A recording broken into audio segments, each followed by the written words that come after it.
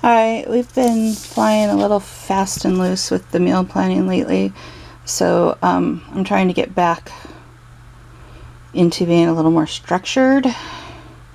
And the way I go about it is maybe a little bit differently than how other people go about it because we have so much food stored from my home canning and freezing and gardening and from what we process off the farm with our meat that I don't sit down and look at the ads and figure out my meal plan from that. I basically look at what we have from the garden and the freezer and from the amount that I do shop for, and then I figure out my meal plan from that. And I also like to start with what we've got on the agenda for the week. And the only thing we have this week is my son has an art class on Tuesday from 1:30 to 4. And also on Tuesday, my husband will be gone all day. He's taking my father-in-law down to the cancer center in Seattle.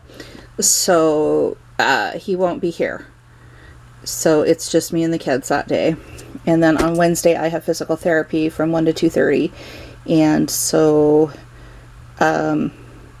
if I feel good enough, I will make a bigger meal. And if I don't, I will make an easier meal. So my Tuesday and, or my Wednesday and my Thursday meals may switch. But that's okay. I don't have to be exacting there. I build that into my schedule. Alright, so I look at my meats, and what I currently have thawed out in the fridge right now is pork ribs and whole chicken, and then I have some leftover ham from a ham that we had earlier in the week. And then what I have in the house freezer is chicken, rabbit, hamburger, and beef roast. So I do like to use what I have in the house freezer before we go out to the garage freezer. Once what's in the house freezer is used up, then we'll make a run out to the garage freezer and bring more stuff in. We also have some sausage tortellini, and I will probably be using that. Well, I'll definitely be using that this week. And then the veg that we currently have, either in the fridge from the garden right now, or from in the freezer, or from TJ's. We have broccoli, cabbage, we have a root vegetable blend, potatoes, carrots, celery, cucumbers, radishes, daikon, acorn squash, and lettuce. Plus we also have canned green beans. I don't know why that didn't get on here. And then fresh fruit, we have apples, tangerines, mandarins, and bananas. And canned, we have pears, plums, nectarines, applesauce, and pineapple. So after I figure out what I have available, then I make up my meal plan.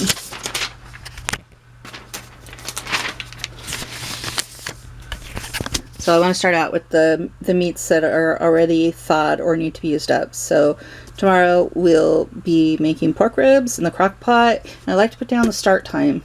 I didn't always do this, but I have been doing it more recently because I know when to put it in.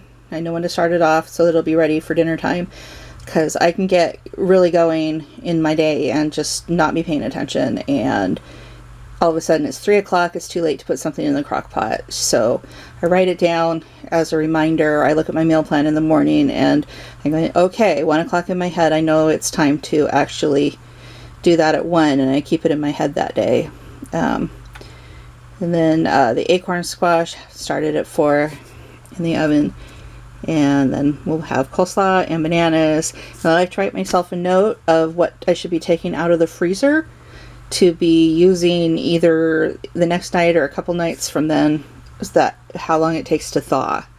So I've got to take out ugly sauce because we'll be having tortellini later in this week, and I'll need it for that. On Tuesday, we'll be making pizza because that's the day that my son has his class, and I'll have to pick him up at 4. I'm not going to be around to well, I'll be home from picking them up at 4. I mean, I'll not be around to be making stuff at the usual time I like to start stuff, which is around 3 or 4. And I won't be around at the time I drop them off, which is when I would normally be putting stuff in the crock pot. So, and my husband's gone all day.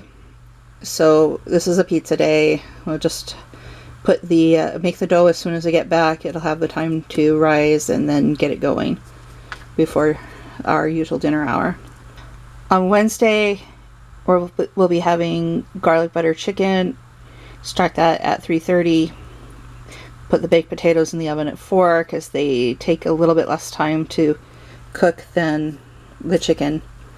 We'll have tangerines and a salad, and I'll need to take the rabbit out to thaw for a couple days from Wednesday. And so this will be the Wednesday meal if I feel good enough after physical therapy to do it. If not, I will switch it with the Thursday meal, which is sausage tortellini with ugly sauce. I do have a pint of ugly sauce in the freezer from when I opened the last quart. We only used half of it, so the other half will be used here. Tortellini is really easy because I only have to boil it for like 15 minutes. So yeah, so if the physical therapy was too much for me on Wednesday, we'll have that on that day instead. And then broccoli started about 15 minutes after the tortellini, and we'll have some canned pears, and then that night I'll take out the hamburger and the pot roast to thaw for future meal. Spaghetti and meatballs will be on Friday. Start that at 4:15. We'll have coleslaw and canned pears with that, and then on Saturday we'll have herb roasted rabbit. Started at 4. The root vegetable blend will start at 4:30, and then they'll be finished at the same time.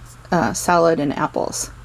Then on Sunday, the beef pot roast, it'll go into the crock pot at 1 o'clock. The baked potatoes will go into the second crock pot at 2 o'clock, and then we'll have some of my home canned green beans and some canned pineapple to go along with it.